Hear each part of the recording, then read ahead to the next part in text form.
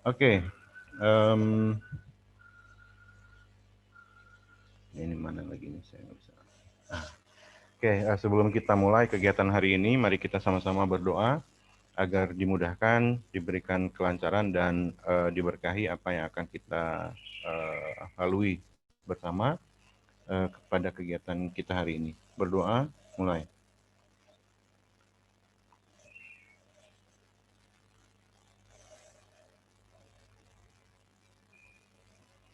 Oke, selesai. Before we go, I have several information to be shared. Uh, I will always make an attendance list on Elena. Jadi kalian nanti bisa mengisi di Elena untuk presensi. Kemudian nanti saya akan transfer ke Sikadu untuk kalian kemudian kembali untuk validasi. Kemudian dengan Elena juga saya akan menggunakan Elena sebagai media untuk sharing informasi maupun file-file presentasi, termasuk kalau misalnya kita ada pertemuan online seperti hari ini melalui Zoom, nanti recordingnya akan saya upload di YouTube dan linknya akan ngelink ke Elena. Jadi nanti kalian bisa mengulang kembali apa yang kita pelajari bersama-sama pada setiap pembelajaran. Dan mungkin tidak akan setiap saat kita akan melakukan pembelajaran via Zoom. Nanti kita sesuaikan kondisinya. Jika memang ada materi tertentu yang belum pernah kita bahas, maka akan saya gunakan Zoom. Kalau tidak, nanti kalian hanya membaca materi dari Elena. Oke, sebelumnya saya ingin tanya dulu, karena saya tidak melihat di slide-nya Bu Triastuti. Dari perkuliahan sebelumnya, apakah metalurgi sudah dipelajari belum? Belum. Teknik ekstraksi logam. Sudah? Masih mute Faris, bisa di ini dulu. Kalau untuk materinya pernah diajarkan, waktu itu suruh dibaca di dalam e-book sendiri. Oh gitu. Oke. Berarti sudah sekilas sudah pernah membaca tentang metalurgi atau ekstraksi logam ya? Seharusnya sudah. Tapi saya akan mengulang kembali. Kenapa? Karena bagian ini nanti ke belakang nanti akan menjadi pengantar kimia koordinasi. Kalian harus paham dulu logamnya itu dari mana, kemudian bagaimana pengolahannya sampai dengan sifat-sifatnya. Terakhir kalau tidak salah sebelum UTS saya lihat file dari Bu Triastuti itu terkait dengan logam-logam transisi ya? Betul? Iya Pak, betul. Betul, oke.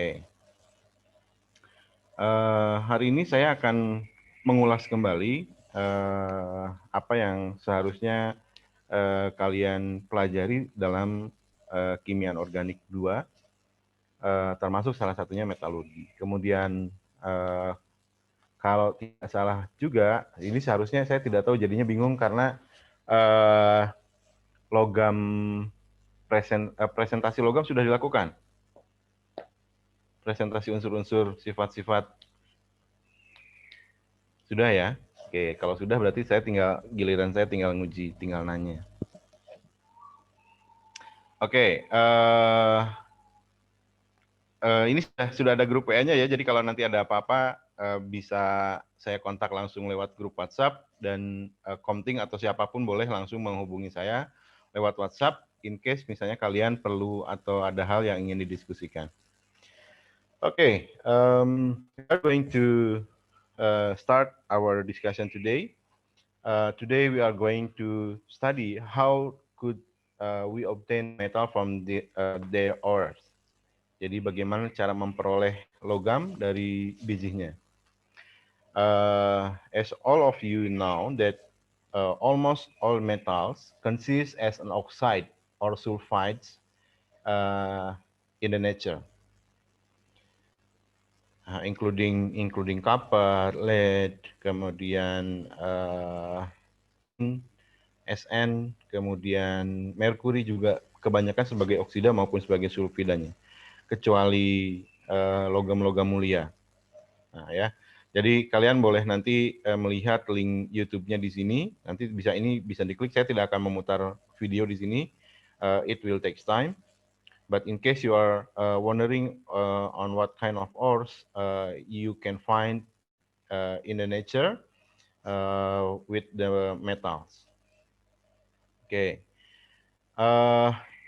In nature, metal can be found as an oxide. Jadi seperti tadi sebagai oksidanya atau as sulfide sebagai sulfidanya, except for silver, gold, copper, platinum, nickel. Jadi logam-logam ini dapat kita temukan bebas tanpa bersenyawa sebagai oksida.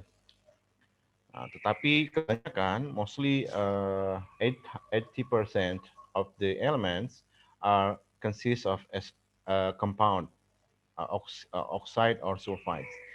For example, here, aluminum, you can find it as in the gibbsite, in the bauxite. The compound is aluminum 3 hydroxide. And then barium, we can find it as a barite, barium sulfate. And then beryllium, we can find as beryl, beryllium 3 aluminum silicate. And then calcium as a limestone. And then ferrum, iron as a hematite, and then mercury as a cinnabar, sodium as a halide, plumbum as a galena, tin as a cassiterite, zinc as a sphalerite. Yeah, so most of the metal are in this form, and we can separate the oxygen elements and also the sulfur element from the metal by separation or by extraction. There are several common methods to extract the metal from the ores, such as electrolysis, and then react with reducing agent and heating. Jadi ini cara-cara yang umum yang dapat digunakan di dalam mengekstraksi logam. Kalau misalnya istilah metalurginya, elektrolisis ini berarti elektrometalurgi. Kemudian menggunakan reagen kimia, biasanya ini dikenal dengan hidrometalurgi atau masih terkait dengan elektrometalurgi juga. Kemudian yang dengan menggunakan heating, we can talk about the pyrometallurgy. Jadi metode-metodenya, prinsipnya seperti di kimia, kita punya elektrolisis, kita punya reaksi oksidasi reduksi, kemudian ada reaksi pembakaran atau pelelehan. Ya. Jadi logam-logam ini dapat kita peroleh dengan cara yang umum. Nah, nanti akan ada tugas metode apa lagi yang bisa kalian temukan untuk mengekstrak logam dari bijinya.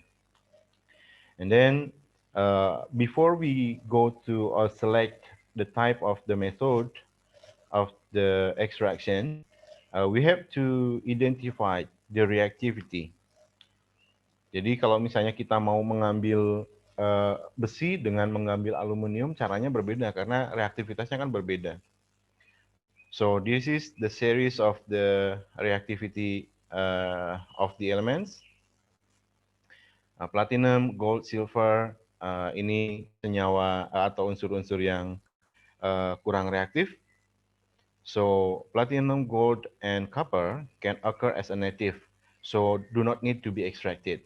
Jadi paling mudah mengekstrak emas, mengekstrak platina, mengekstrak silver atau perak dari batuannya. Jadi kalau misalnya kalian pernah melihat bagaimana orang menambang emas di sungai-sungai hanya dengan berbekal ayakan, itu sudah cukup untuk mendapatkan logam mulia ini. Kemudian reaktivitinya ini pembatasnya adalah hidrogen. Jadi kita akan melihat bagaimana reaktivitas unsur-unsur ini terhadap hidrogen dan juga nanti karbon. Oke. Kemudian in the next group we have zinc, iron, and plumbum atau lead. The metal as less reactive. Ini kurang reaktif, tetapi kita bisa tetap mengekstraknya dengan reagennya karbon di sini. So carbon used as an extracted from the ores by reduction. Reduction using carbon, coke, or charcoal. Saya pernah melakukan kunjungan ke Krakatau Steel. Nah, di Krakatau Steel itu mereka tidak hanya punya gudang bijinya, tapi mereka juga punya gudang arang. Jadi arang itu yang ditambahkan ke dalam lelehan besi-besi ini, biji-biji ini, kemudian nanti terjadi reaksi oksidasi reduksi.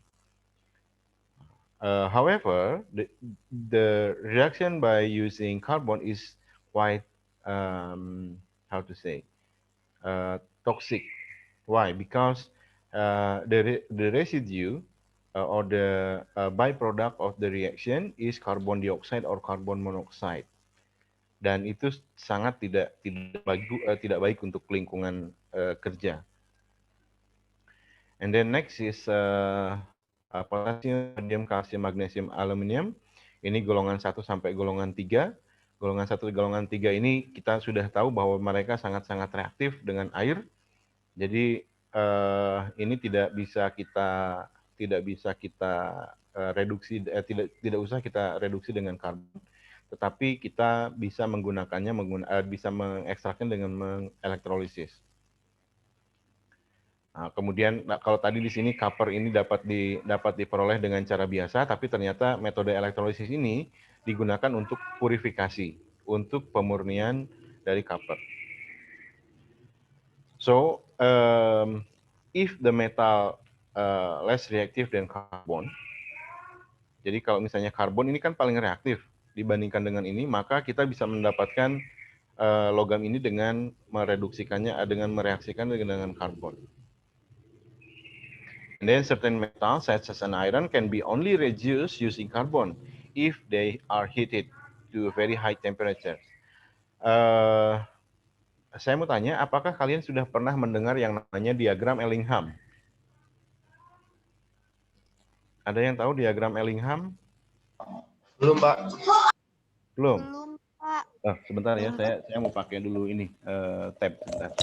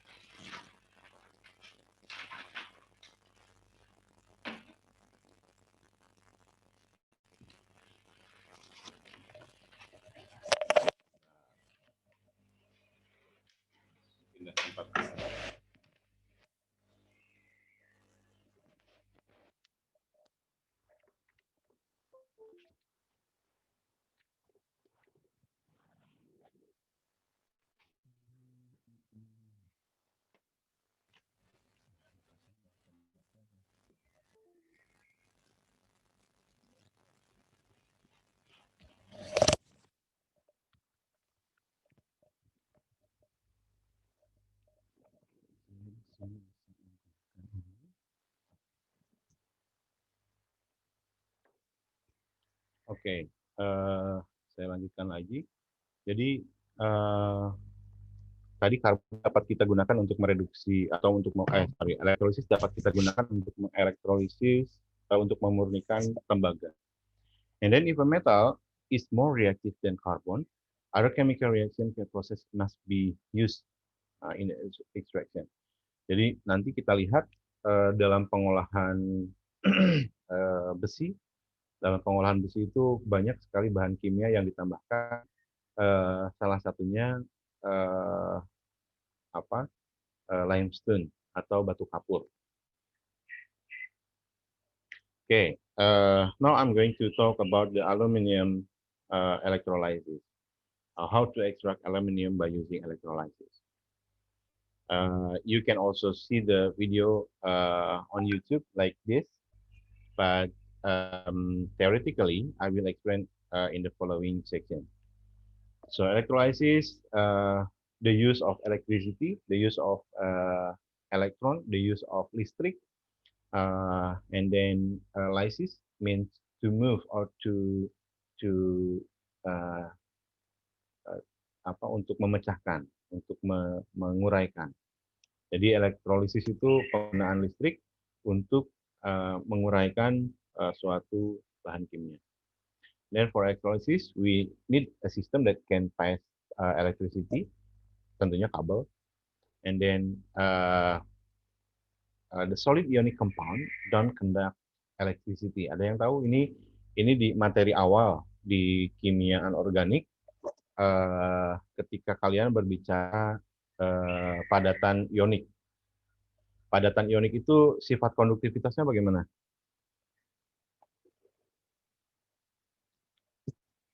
Bagaimana sifat konduktivitas padatan ionik?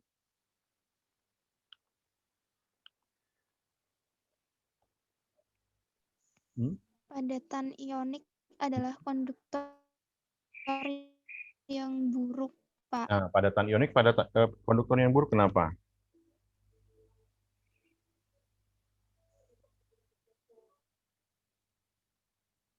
Kenapa padatan ionik bisa sifatnya buruk konduktornya? Karena tarikan gaya elektrostatisnya menyebabkan ion positif dan negatif itu tetap pada posisinya dan tidak bergerak. Okay, good. And then kalau tadi kan kita mau ekstrak aluminium nih dari bauksit tadi. Nah, jadi campuran ada AlOH3. Nah, kalau misalnya itu juga kan AlOH3 kan suatu padatan ionik karena terdiri dari kation dan juga anion. Kationnya Al, logam Al, anionnya OH. Nah, lantas bagaimana kita mengelektrolisisnya kalau misalnya padatan ionik ini merupakan padatan yang buruk konduktivitasnya. Okay, because the ion are not free to move, tadi sudah disampaikan oleh Mbak Dwi Atika, ion-ionnya itu tidak bergerak bebas, tetap pada tempatnya, karena gaya elektrostatisnya tadi. So what do we do? So what we have to do to make that the aluminum extracted from the ores? First, you have an option by dissolving in the water or by melting allow the ions to move freely. Ada dua cara supaya ion-ion tadi bergerak. Yang pertama tadi kita larutkan atau kita lelehkan. Nah, yang dipilih yang mana kira-kira? Supaya ion-ionnya bergerak dan bisa kita elektrolisis.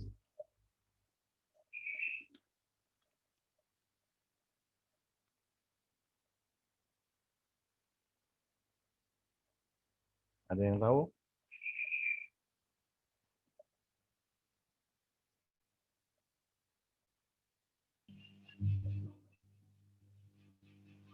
Ayo.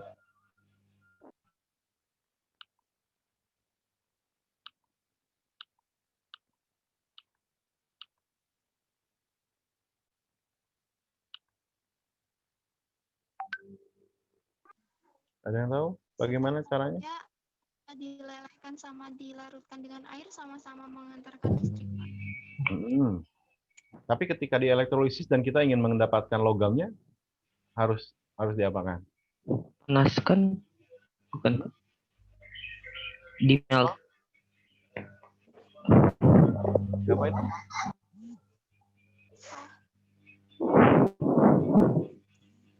Harus Lelehin. Dilelehkan. Jadi betul dua-duanya tadi kata kata Dwi Atika, dengan melarutkan maupun dengan melelehkan, ion-ionnya dapat bergerak dengan bebas. Tetapi ketika kita mau mengekstrak logamnya, maka kita harus melelehkan. Kenapa? Karena ketika kita mengelektrolisis dalam larutan air, maka yang dielektrolisis adalah airnya. Jadi kita tidak akan mendapatkan logamnya sampai airnya habis. Itu. Oke, itu masalah pertama dalam ekstraksi dengan menggunakan elektrolisis. Jadi kita harus memudahkan pergerakan ion ya dengan cara melelehkan. Tapi sebentar, ini saya lewati dulu. Nah, ini di sini ini ada problem lagi sebetulnya. Jadi aluminium itu baru bisa meleleh pada suhu 2072. Jadi 2070 derajat Celcius dia baru bisa meleleh. Nah, kalau misalnya kita mau ngambil aluminium hanya dengan elektrosisnya sudah menggunakan energi, kemudian memanaskannya sampai 2072 juga kita menggunakan energi, aluminium itu juga harganya tidak sekuat besi. Maka apa yang harus dilakukan? Ada permasalahan, how could you overcome the temperature issue? Bagaimana menangani atau mencari solusi untuk suhu pelelehannya yang tinggi, karena merugikan secara ekonomi. Ada yang tahu?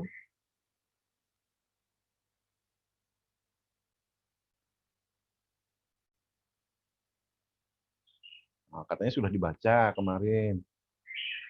Faris, gimana Faris?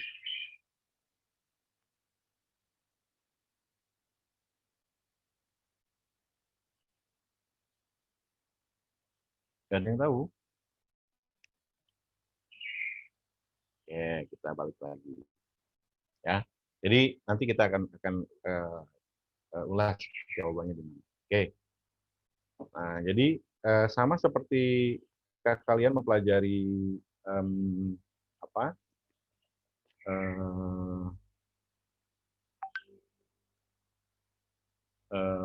reaktivitas logam alkali tanah. Jadi logam alkali tanah kemudian golongan 3 ini sangat-sangat reaktif dan hanya bisa diperoleh dengan metode ekstraksi, dengan metode elektrolisis. Tadi penambangan bauksit. Jadi bauksit itu bentuknya seperti ini, tanah. Jadi kalau misalnya kalian punya tanah merah seperti ini, kemungkinan ini mengandung aluminium. Kemudian tadi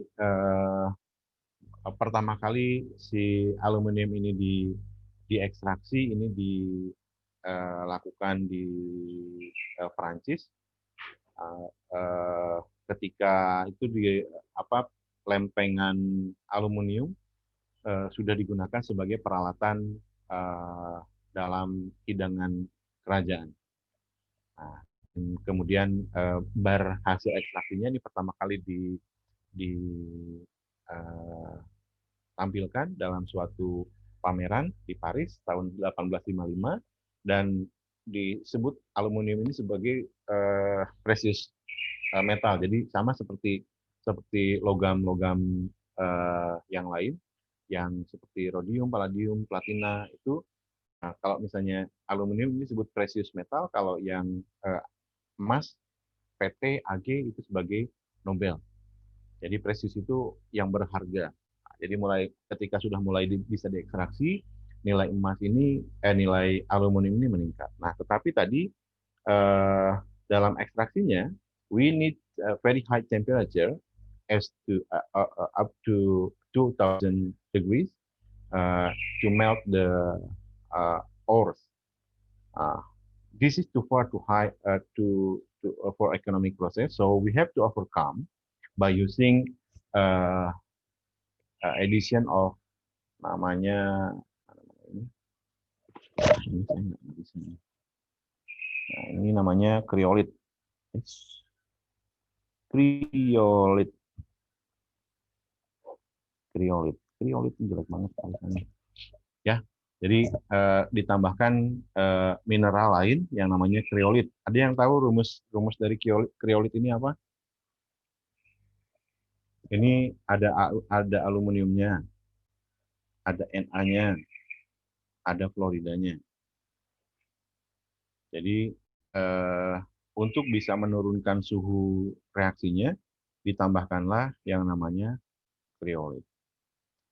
Yang tadinya melelehkan ini perlu suhu 2000, dengan penambahan kriolit, dengan penambahan garam, kita bisa menurunkan suhu pelelehannya menjadi sekitar 900 sampai 1000 derajat Celcius. Jadi 50% energi terselamatkan. Dan cost atau nilai ekonomisnya juga menjadi lebih mahal karena lebih murah prosesnya. Nah, ini batuan kriolitnya, ini mineral kriolit ini seperti ini. Oke, ini proses ekstraksinya. Jadi bauksit ini batuan tampaknya seperti ini. Kemudian impurities-nya ini dihilangkan dengan penambahan bahan kimia. Misalnya di sini ada silika, kita tambahkan asam, kemudian ada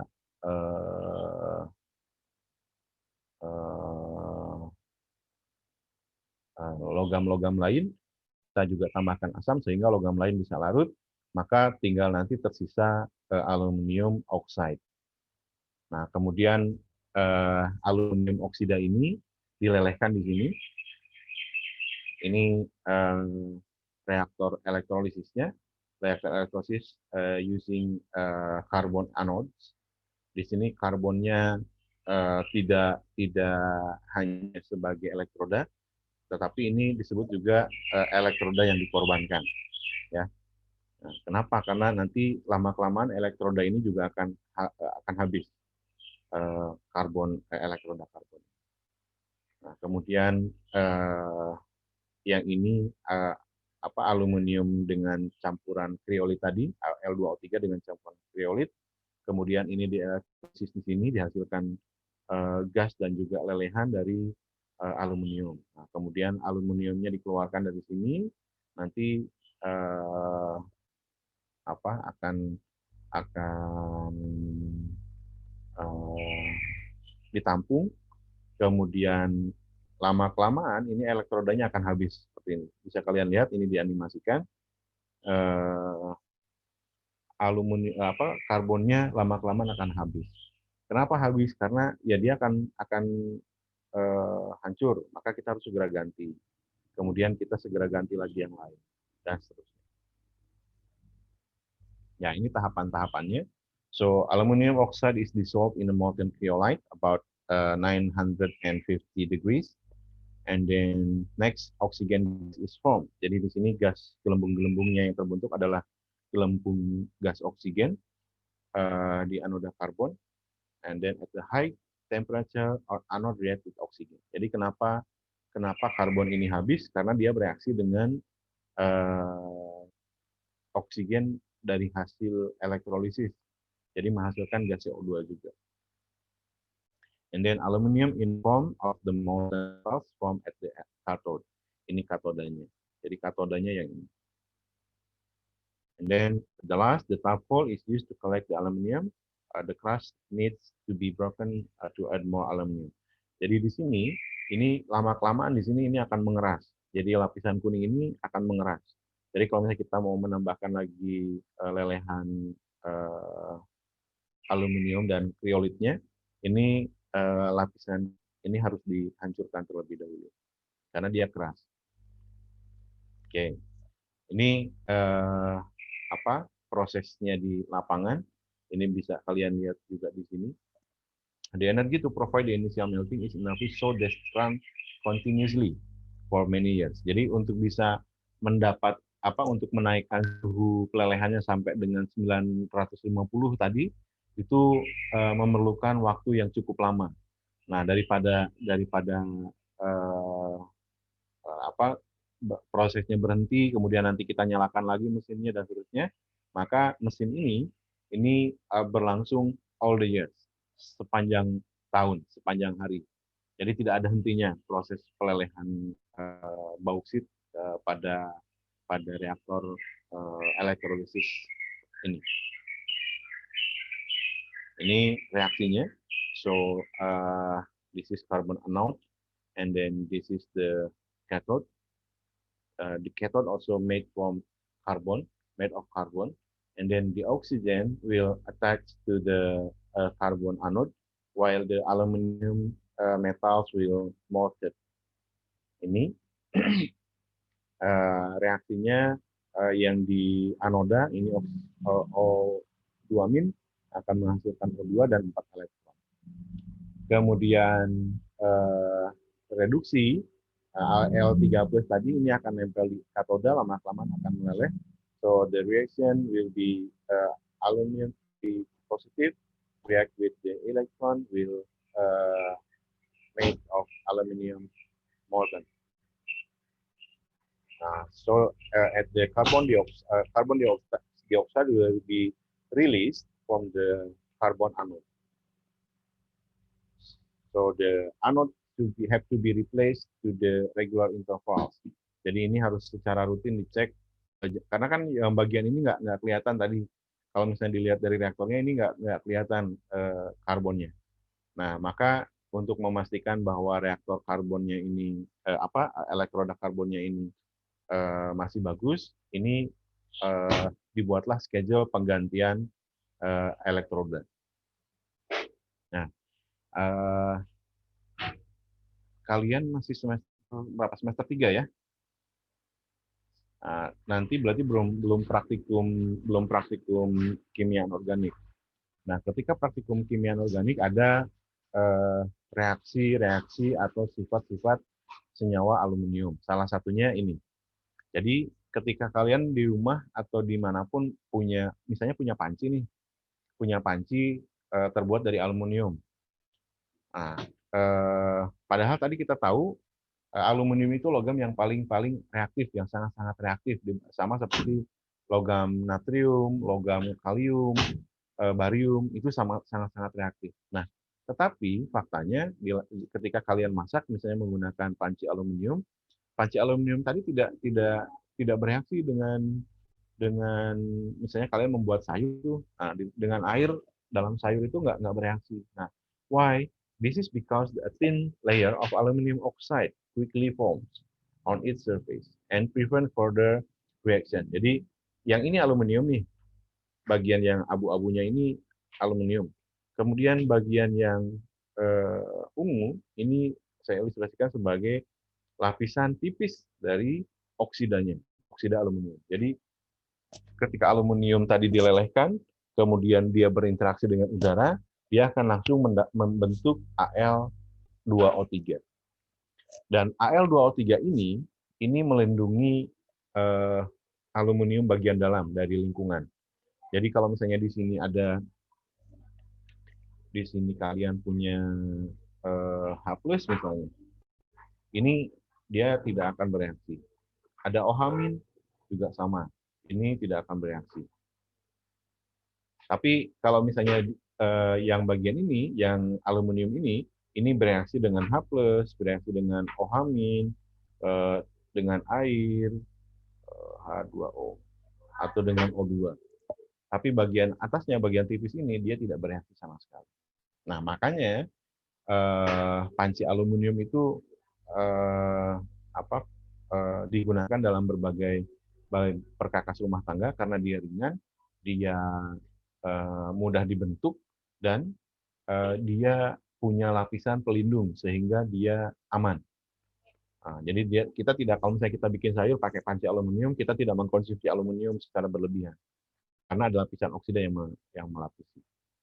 So anodizing puts on a controlled layer so that the metal can be used for household items such as fans and electrical goods. Jadi karena ada lapisan ini, sifat konduktornya tetap ada, sifat konduktor listrik maupun konduktornya tetap ada, tetapi dia tidak begitu reaktif terhadap lingkungannya. Oke, anodizing aluminium. Tadi aluminium is very unreactive for a metal, so high up the reactivity series. This is due to the easy with the its form protective oxide layer tadi sudah. Oke, ini proses yang namanya anodasi. Kalian pernah melihat panci warna-warni? Misalnya panci warna-warni itu bukan pancinya yang dicat ya, tapi panci yang dia berwarna mengkilap. Jadi warnanya itu dia jadi kalau misalnya saya punya ini lapisan aluminium, nah zat warnanya itu ada di sini. Nah, ini kemudian aluminium. Jadi yang ini Al2O3. Yang ini dice-nya, pewarnanya, yang ini aluminiumnya. Jadi lapisan dice ini dapat dijebak di bawah Al2O3. Nah, ini dikenal dengan namanya anodasi. Oke, jadi bagaimana untuk membuat anodasi ini? So we have to remove the oxide layer. Nah, bagaimana menghilangkan lapisan oksida ini? Biasanya kita tambahkan NaOH. Nah, ketika sudah ditambahkan NaOH, jadi yang ini misalnya yang ini Al2-nya. Jadi setelah ditambahkan NaOH, yang ini tinggal lapisan Al-nya. Al2O3-nya hilang. So the aluminum is made into the anode.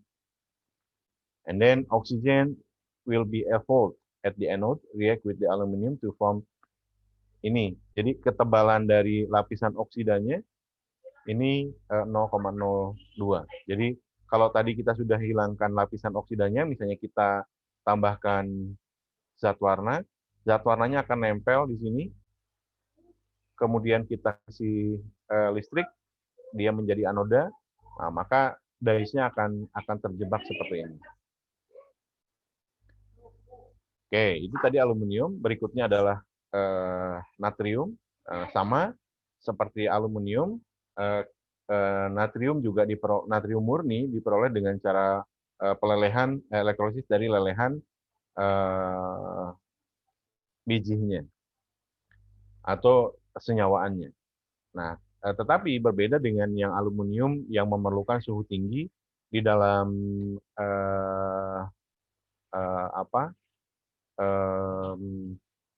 elektrolisis lelehan natrium, ini kita cukup menggunakan pemanas biasa di sini.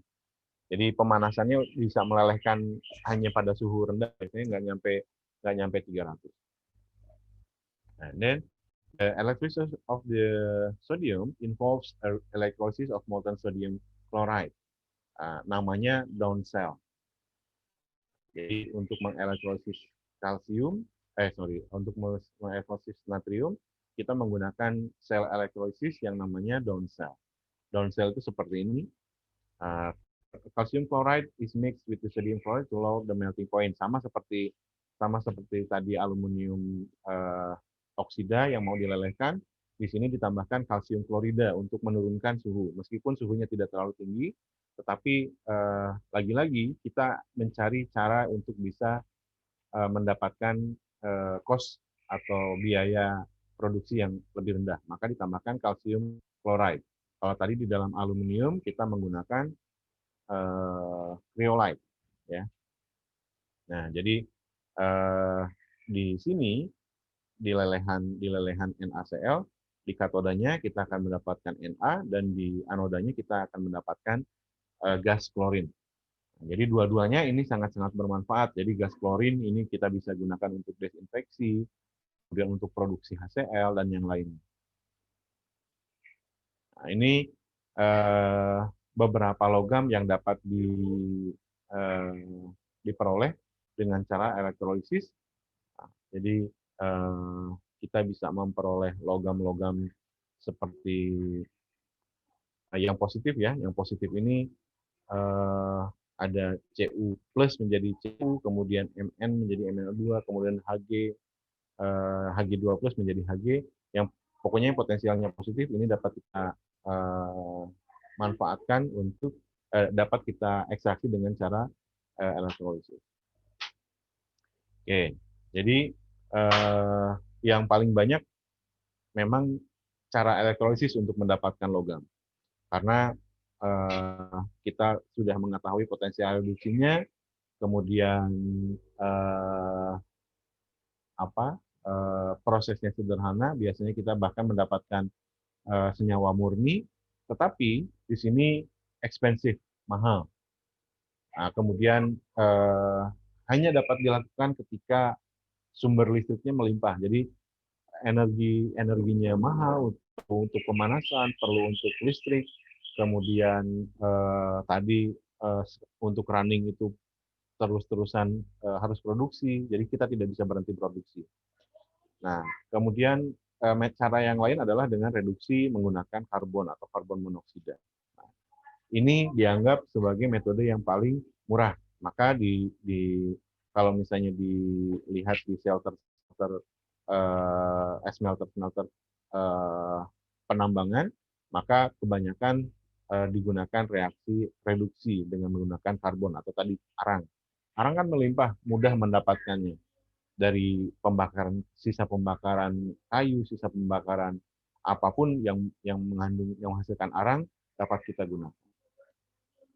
Okay, next we are going to talk about the pyrometallurgy in the iron extraction. Iron extraction is quite quite high temperature. Suhunya ini sampai 1900. Jadi suhu 1900 itu bukan untuk bukan untuk satu kali proses, tapi nanti bertahap bisa kita lihat. Nah, di dalam reaksinya secara umum ini bijinya yang dari Fe2O3 ini kita reaksikan dengan karbon monoksida. Jadi kalau misalnya kita menambahkan charcoal arang, charcoal ini akan diubah menjadi CO pada suhu tinggi, kemudian menghasilkan besi dan CO2. Makanya tadi saya bilang dalam reaksi pyrometallurgy, tadi energinya dia lebih hemat, tetapi dia menghasilkan cemaran CO2 yang cukup tinggi. Okay, this is several reaction involved in the pyrometallurgy of iron. The first, we are heating the mineral to react with the gases. Carbon monoxide, name is roasting. Jadi reaksi antara biji logamnya dengan CO2 ini disebut prosesnya namanya roasting atau pemanggangan. And then if the roast product is liquid, it's called smelting. Jadi kalau misalnya sudah mulai meleleh produk dari roasting ini, maka disebut sebagai smelting. Kemudian ada lagi istilah gauge, ada istilah flux, ada istilah slag. Jadi dalam pengolahan besi kita memerlukan gauge, memerlukan silika, kemudian juga memerlukan limestone, kapur, and then it will result a slag. Nah, slag ini campuran kalsium silikat. The sand from the ore, SiO2, doesn't volatilize. So a flux is added to react with the non-volatile junk to create the melting waste product easy to separate. Jadi ketika kita punya biji besi itu tercampur dengan silika, dan silikanya ini kan silika itu tidak menguap tadi, dia harus dipisahkan. Kalau dia tidak menguap, nanti dia masih campuran dengan smelting. Maka untuk meminimalkan unvolatilized silikat, we use the calcium carbonate atau limestone sebagai flux yang nanti akan memisahkan gauge ini menjadi slag. Then the waste liquid is called slag. The slag float on the molten metals by density. Jadi kalsium silikat ini posisinya nanti akan lebih atas di atas nanti. Jadi produk besinya akan turun, slagnya akan di atas. Then in the smelting, we have peroxide react with carbon. With the heating, it will result iron with carbon monoxide. And then this is the ingredient. The chemicals we use to extract the iron. The first we need iron ores, Fe2O3 and silicate dari pasirnya. Ini pasti masih ada.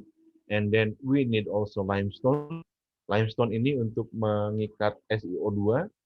And then coke, karbon, sumber karbon.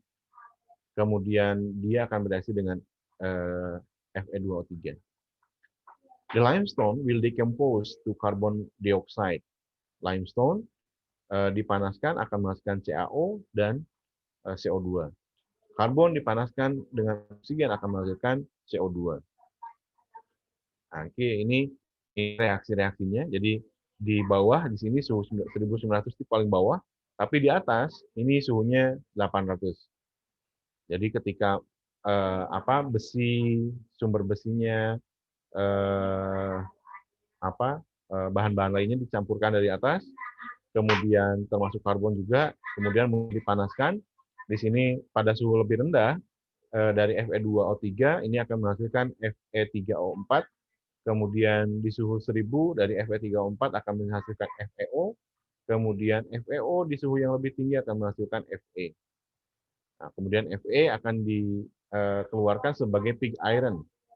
Nah, pig iron itu kemurniannya 95%.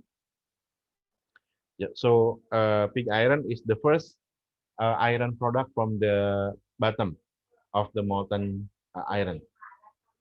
Ya, jadi yang tadi bagaimana kita memisahkan silikat. Nah, jadi tadi slide-nya itu di sini, silikatnya kalsium silikat itu di sini. Kalsium silikat karena dia lebih ringan, maka dia akan keluar lewat sini. Tetapi molten iron-nya dia keluar lewat sini, pig iron-nya di sini. Jadi proses ini menghasilkan dua produk yaitu kalsium silikat dengan pig iron. Kemudian exhaust-nya ini melibatkan reaksi yang melepaskan CO2, SO2 karena di dalam biji besi kan tidak hanya oksida tadi, kita ada punya sulfida juga. And then after the pig iron cast into some template, we will have cast iron. Jadi kalau misalnya tadi dari pig iron itu tidak berbentuk, biasanya bentuknya masih sangat-sangat tidak beraturan. Kemudian kita cast, kita cetak, maka disebut sebagai cast iron, besi cetakan. Nah, besi hasil cetakan bisa macam-macam tergantung dari keperluan. Besi ini mengandung 2-4% karbon. Sangat keras tetapi brittle. What is brittle? Brittle is easy to break. Jadi dia sangat keras tapi rapuh. Jadi kalau misalnya kita pukul dengan palu sekali, dia bisa pecah. But strong under compression. Tapi ketika ditekan, dia sangat-sangat kuat. Okay, the slag production. Nanti kalian bisa lihat bagaimana slag production ini dihasilkan keseluruhannya. Kemudian tadi bagaimana SO2 dihasilkan dari reaksi mana saja juga bisa dilihat. Oke, kemudian di sini reduksi menggunakan karbon ini masih tetap memiliki kelemahan. Kelemahannya dia tidak bisa digunakan untuk mengekstraksi titanium, vanadium, dan tungsten. Karena di sini sangat-sangat keras, logam-logam yang sangat keras, yang tidak bisa diekstraksi hanya dengan reduksi karbon saja.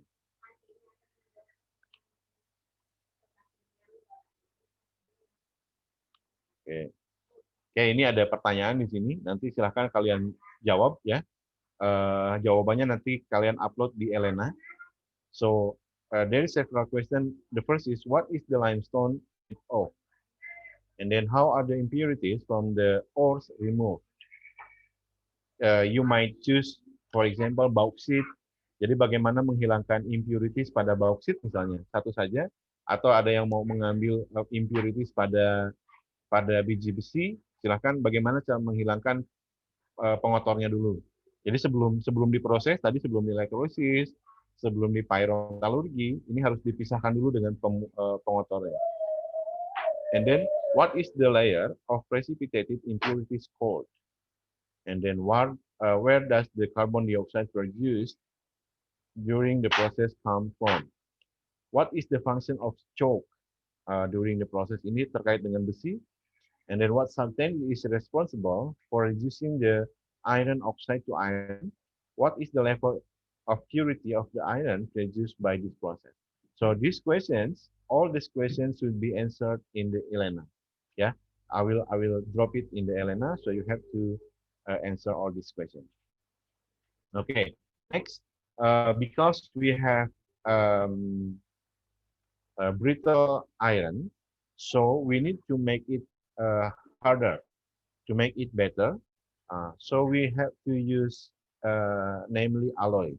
Kalian sudah belajar yang namanya alloy, bagaimana alloy ini dibuat, itu dengan hanya mencampurkan saja antara logam dengan logam lainnya atau dengan unsur non-logam, biasanya karbon, boron, nitrogen yang digunakan sebagai penguat.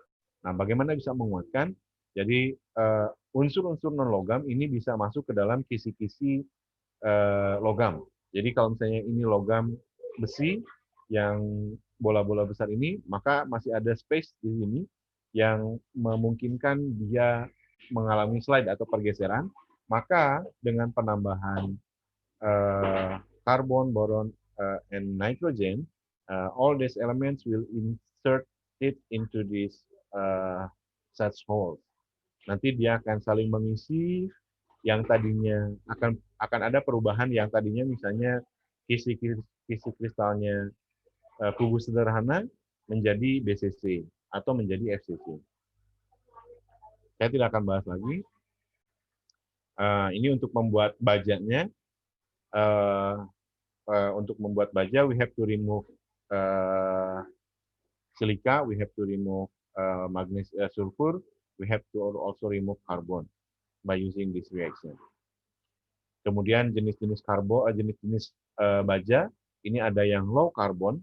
Low carbon itu biasanya lembut, lebih lunak, dan lebih mudah dibentuk. Biasanya untuk membuat paku dan yang lain. Ada yang namanya high carbon. High carbon ini keras tapi dia rapuh. Ini contohnya untuk gunting, untuk gerinda dan yang lain. Dan yang terakhir adalah stainless, karena dia mengandung tambahan krom dan nikel. Nah, krom dan nikel ini juga sama, dia mengisi kekosongan pada besi. Oke, kalau misalnya tadi titanium itu tidak bisa diolah dengan cara pyrometalurgi, nah ternyata aluminium dapat diolah dengan mereaksikannya dengan halogen, salah satunya klorida, gas klorin. Jadi dari alam kita punya bijinya kita murnikan sehingga kita punya TiO2. TiO2 kita reaksikan dengan karbon, kemudian dialiri gas klorin sehingga terbentuk TiCl4. Hasilnya berupa lelehan dan gas CO. Nah, ketika TiCl ini kita ingin ubah menjadi besi, ingin diubah menjadi titanium, maka kita memerlukan reduktor natrium. Maka di akhir kita memperoleh juga natrium klorida. Dan titanium dengan natrium klorida dapat dengan mudah dipisahkan, misalnya dengan dilarutkan dalam air. Natrium kloridanya larut dalam air, titaniumnya tidak. Nah, jadi penggunaan dua proses penggunaan dua reduktor ini diperlukan dalam pengolahan titanium. Jadi kalau misalnya tadi besi cukup hanya dengan reduktornya karbon saja, kalau untuk titanium ternyata reduktornya harus ada dua. Yang pertama menggunakan karbon, kemudian berikutnya menggunakan natrium.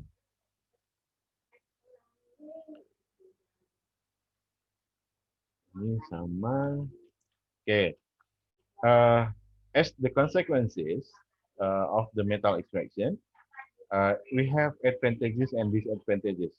The first, when the ores run out, ketika bijinya habis, the mine working may be abandoned, causing a deterioration of the landscape. Jadi ketika bijinya sudah habis, biasanya tambang-tambang, kalau termasuk di film-film kan biasanya seperti itu ya. Jadi bekas tambang itu tidak ditutup kembali, tidak dipadatkan kembali. Jadi dibiarkan melompong, bawahnya kopong gitu. Jadi itu yang akan menyebabkan bencana-bencana, misalnya landslide, tanah longsor, gempa dan lain-lain. And then sometimes less useful and toxic metal are found with the ones that are needed. Jadi ada kita misalnya ingin mendapatkan besi, tetapi kita menemukan unsur lain yang lebih berbahaya, misalnya tadi krom, kemudian scandium, kadmium, itu lebih berbahaya daripada besinya sendiri. Kemudian processing mineral have a detrimental effect on the elemental. Jadi proses pengolahan tadi dapat menyisakan masalah limbah. Kemudian ada juga extraction and processing of mineral creates employment. Ya, ini aspek sumber daya manusianya, banyak yang bekerja. Kemudian importing metals is very expensive for the country. Jadi kalau misalnya kita bisa mengimpor barang tambang, maka negaranya akan kaya. Kita punya Freeport, kita punya tambang tembaga misalnya di Tembagapura, itu kita harusnya membuat kita kaya. Kemudian important for the economy, economic boom in the UK. Jadi mulai ada penambangan aktif dan pengolahan logam yang aktif itu membuat negara tertentu ini ekonominya tumbuh dengan pesat. And then we have also fluctuation in the cost of metal can affect the economy. Jadi nilai dari logamnya ini mempengaruhi pemrosesan dalam ekonomi. Dan juga banyak listrik yang dibutuhkan untuk memproduksi aluminium. Kemudian banyak mineral sulfida yang menghasilkan sulfur dioksida. Ya. Nah, dari beberapa kondisi ini, silakan nanti kalian pilih mana yang merupakan advantages dan disadvantages, yang menguntungkan dan yang merugikan. Kalian boleh mengelompokkan ini, nah, gampang ya, nanti tinggal dikelompokkan, kemudian screenshot ke saya, screenshot ke Elena sebagai bukti kalian mengerjakan tugas ini.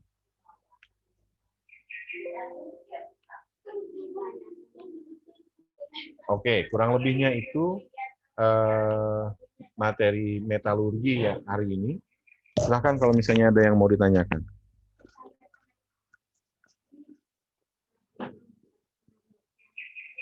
Cukup jelas atau cukup tidak jelas?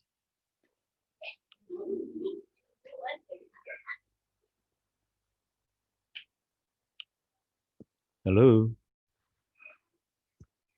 Oh, jangan-jangan pada tidur. Saya udah ikut tidur juga.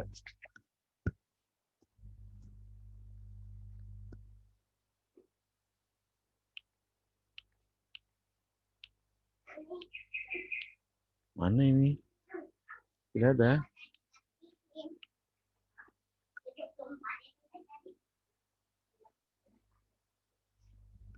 Can you hear me?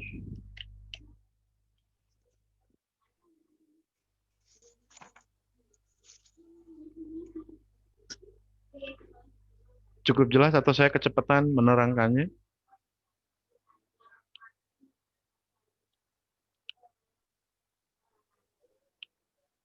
agak terlalu cepat sih Pak, tapi nanti bisa di-cover sama yang di Elena kan. Oke, siap, siap. Nanti untuk yang pertemuan berikutnya saya kurangi nanti ininya, timeline-nya. Oke, ada lagi yang mau ditanyakan atau mau didiskusikan? Silakan.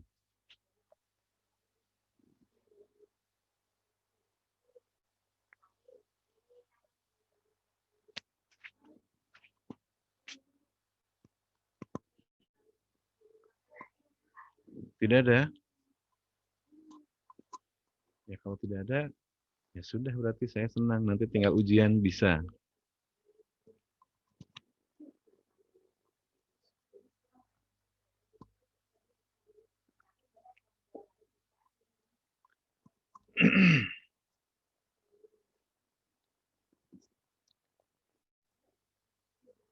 Oke, kalau tidak ada, saya yang bertanya. Sebentar, saya sambil buka Elena. Pak, Ya, mau nanya, boleh. kirimkan di Elena. Nah, itu deadline-nya kapan ya Pak? Soalnya buat UTS-nya Putri Astuti baru dijadwalkan nanti. Oh gitu, dijadwalkan nanti. Ini Iya, tadi saya saya WA beliau kan. akan buka sampai kalian semuanya selesai. Tidak ada deadline. Tapi kalau misalnya tidak mengumpulkan, berarti nanti di akhir tidak punya nilai gitu aja.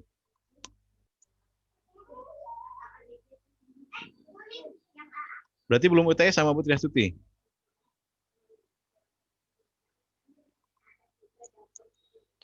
Belum, Oh. soalnya tadi pagi saya WA beliau kan karena di Elena belum ada postingan UTS. Tapi Bapak hitung kirim undangan buat Zoom. Jadi saya mikirnya apa UTS-nya sama Pak Cepi apa gimana? Oh. Bisa UTS-nya sama Putri Tadi saya Astuti. WA katanya dijadwalkan nanti. Oke. Oke.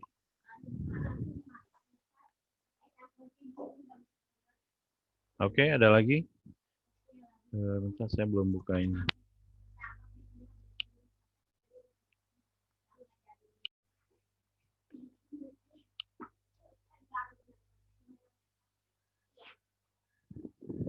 Mana ya?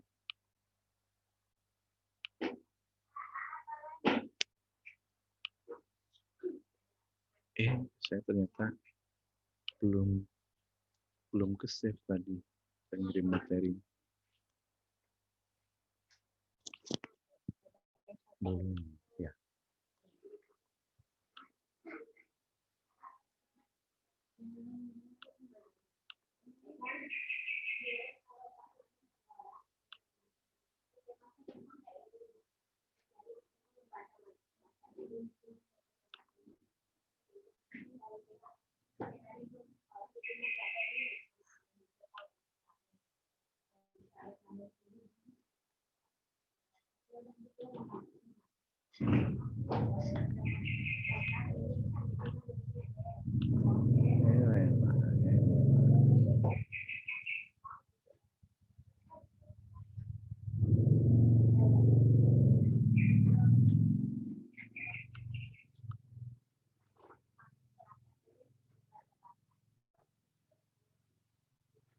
Yang tidak hadir siapa ini?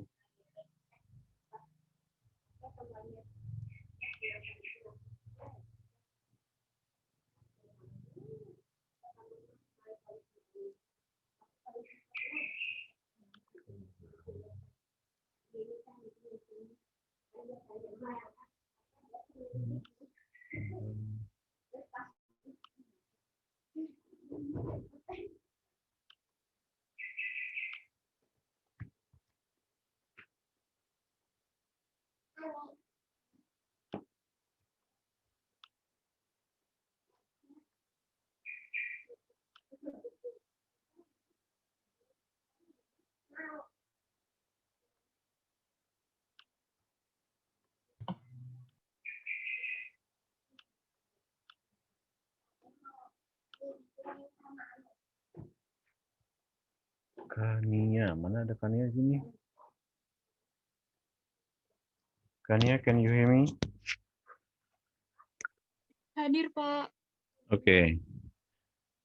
Could you mention what kind of metals that we can extract by electrolysis?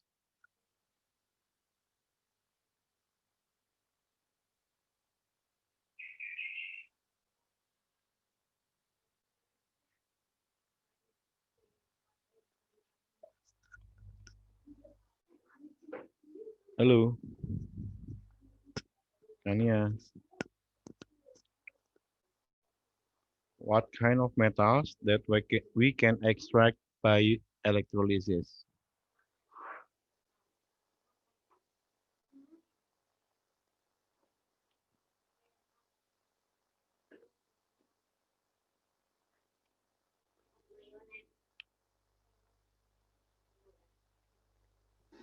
Aluminium, Then,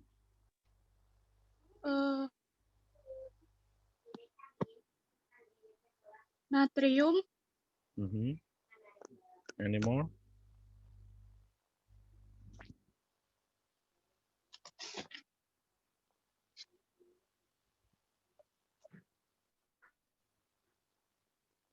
Fe, Pak.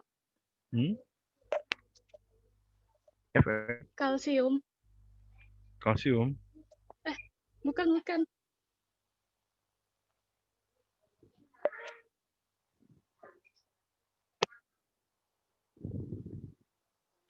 Sally, where is Sally? You can help Kania. Iya, Pak. So, can you help Kania?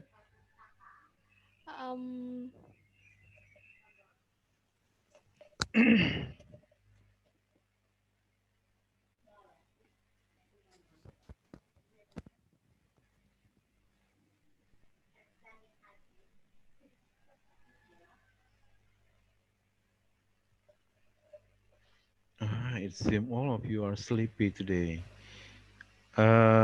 Ibnu Haris.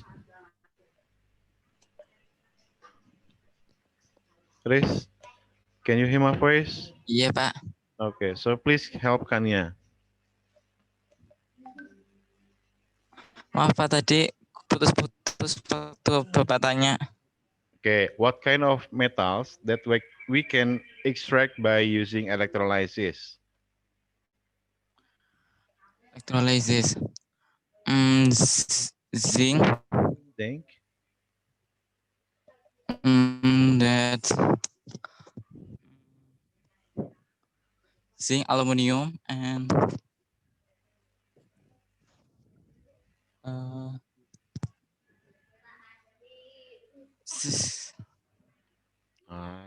Sama ini nggak mendengarkan saya. brum. Febriana.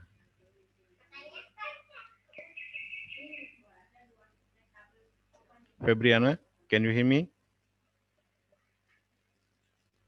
Iya, Pak. Okay. So please answer the question. Yang bisa di elektrolisis itu boksit, aluminium, potasium, sodium, kalsium, magnesium, aluminium, Pak. Okay, good. You are paying attention. Okay, next, Iva, Maila Devi. Can you hear my voice, Iva?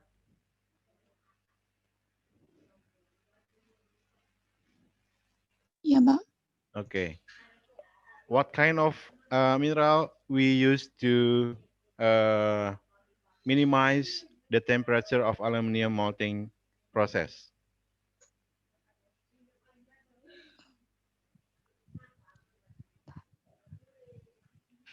What kind of mineral we use to minimize the melting point of the aluminum process? Kriolit bukan, Pak? Kriolit. Oke, sudah ketemu belum rumus kimianya kriolit apa? Al sebentar.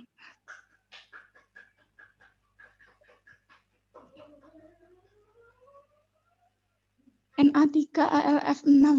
Na3ALF6. Okay, good. Thank you. I would like to ask, apa lagi nih? Aryunita, can you hear my voice? Iya, Pak. Okay. Can you explain the process how to get the iron from the ores?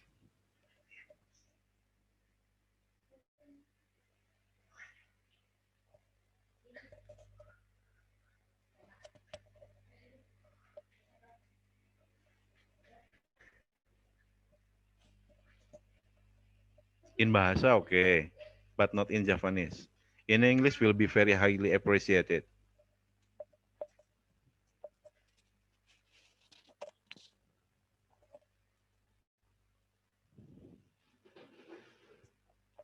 Ada yang mau bantu Aryunita? How to obtain iron from the ores?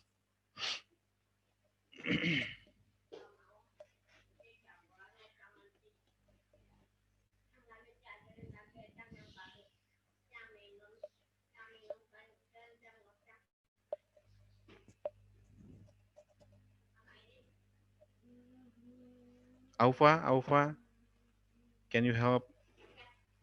Siapa tadi? Aryunita, Aufa?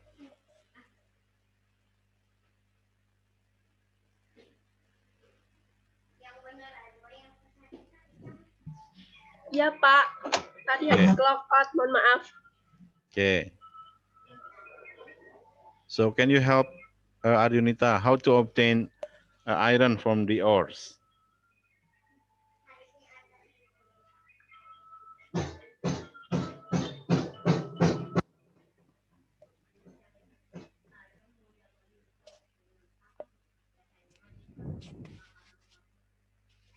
Ah, ini gimana ini?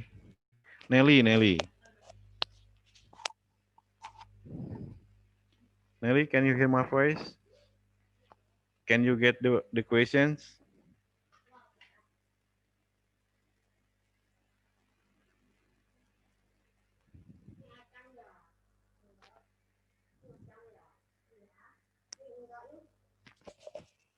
Wah, ini pada tidur semua ini.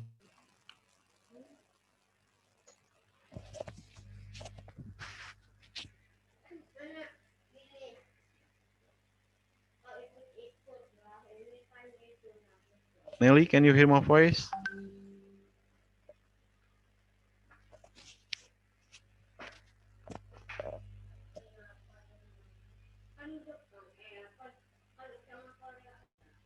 Wah, ini dari 32 yang hadir, masa nggak ada yang bisa? Boleh membantu menjawab, Pak? Boleh, silakan. Silakan. Jadi, the steel blast furnace lined with fabric at temperature from up to sekitar 1900 derajat Celcius, Pak. And then? Hanya dipanaskan saja, langsung dapat? Apa yang harus ditambahkan?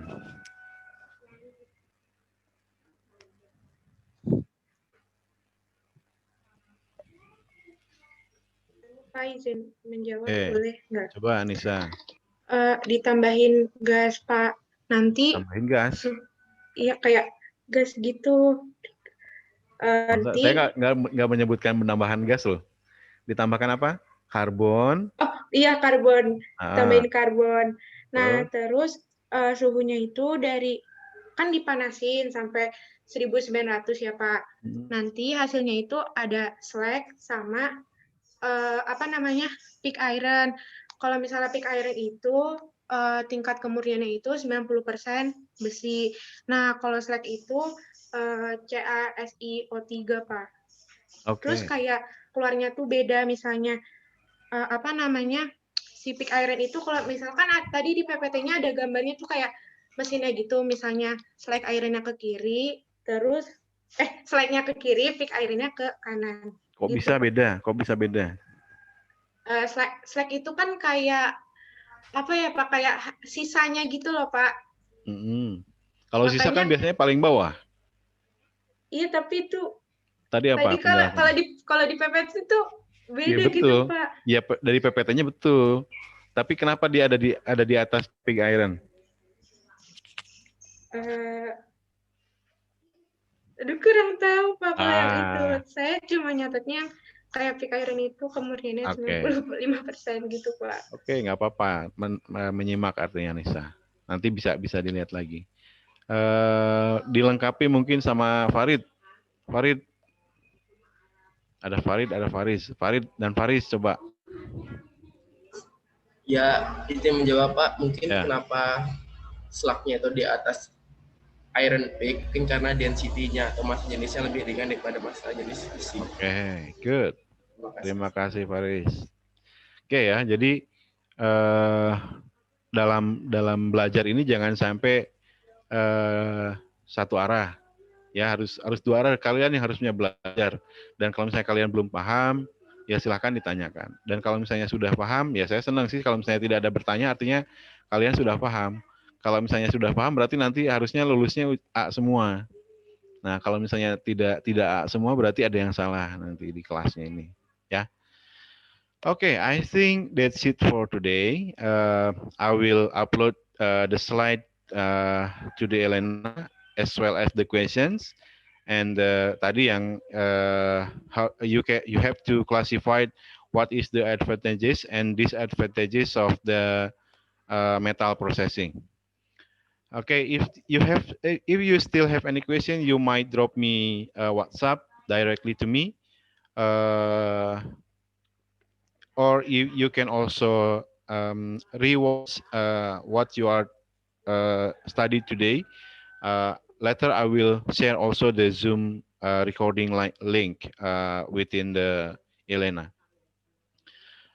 Ini untuk hari ini ya, saya tidak tahu siapa yang tidak hadir. Ada 33, seharusnya ada 35 dengan saya. Tadi awalnya sudah 35, tapi mungkin ada yang left. Mungkin karena kesulitan juga jaringan, saya paham. Saya tidak akan memaksakan nanti harus ada Zoom setiap saat, tetapi kita agendakan saja dan supaya teman-teman bisa lebih siap untuk mencari jaringan yang lebih baik lagi. Oke, untuk hari ini cukup sampai di sini. Silahkan nanti dipelajari kembali. Saya mohon maaf bila ada hal yang kurang berkenan. Kita tutup kegiatan hari ini dengan membaca hamdalah bersama-sama. Alhamdulillahirrabbilalamin. Sekian, billahi hidayah wa taufik. Wassalamualaikum warahmatullahi wabarakatuh. Makasih Pak. Waalaikumsalam. Makasih Pak. Terima kasih Pak. Terima kasih Pak. Terima kasih Pak.